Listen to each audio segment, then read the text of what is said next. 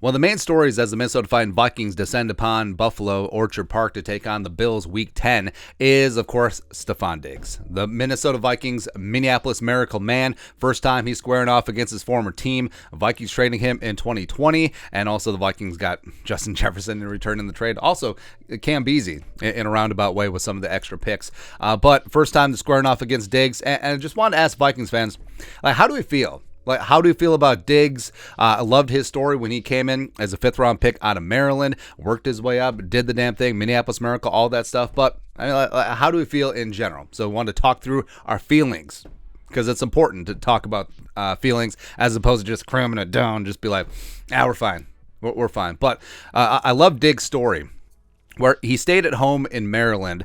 He had offers from Ohio State. He was a big 5-star recruit. He had offers from Alabama, USC, all the major programs. But he stayed at home because he wanted to stay close to his younger brothers, including now Cowboys superstar cornerback Stefon Diggs. And I love that story. And the reason why he fell to the 5th round of the draft, because he had 11th-string linebacker literally throwing him the ball his final season in College Park. So also, it is one of the only good things that Scott Turner ever did. It's like, hey, that number one at Maryland, he's pretty good. There you go. Came aboard the Vikings, worked his way up the depth chart, played some special teams, and eventually cracked the starting lineup, and he became a stud. Like, him and Thielen were a fantastic duo for a number of years, and Diggs had himself a couple 1,000-yard seasons, getting after it, doing some good things in the Vikings passing game, and of course, infamously, no one on the team would want Diggs to date their sister. One of the greatest moments from 96 Questions. It was good, man. It was good. But, of course, Minneapolis Miracle divisional round 2017 season really catapulted Diggs into superstardom. Diggs, sideline, touchdown. Unbelievable, right? One of the greatest moments in team history.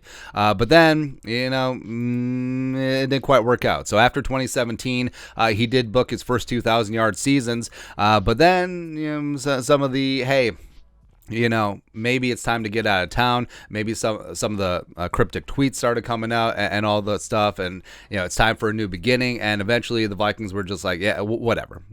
So 2020 offseason, they traded Stefon Diggs for a suite of picks. And eventually the Vikings landed Justin frickin' Jefferson. So it's all good. But overall, I'll always love Stefon Diggs. Because I love the underdog story. I love everything about that. Love the Minneapolis Miracle, obviously. And, it's just, it didn't work out. I think that was just a case of whether Diggs didn't like the direction of the offense because of the run, pass, punt. And also, remember that Diggs put out the it's time for a new beginning tweet just hours after Kirk Cousins. It was announced that he had signed an extension, so maybe there was something there. Who knows? It really doesn't matter. But I think overall fans were probably bitter at Diggs. The way that he forced his way out of town, just like every fan base is bitter at a player who wants to be traded because, you don't want to be with me? Well, then I despise you. That old stuff. But I can't stay mad at Diggs. Diggs doing fantastic things in Buffalo with Josh Allen, even though Allen may not go this weekend. But we know who the Bills' backup is. Dun, dun, dun.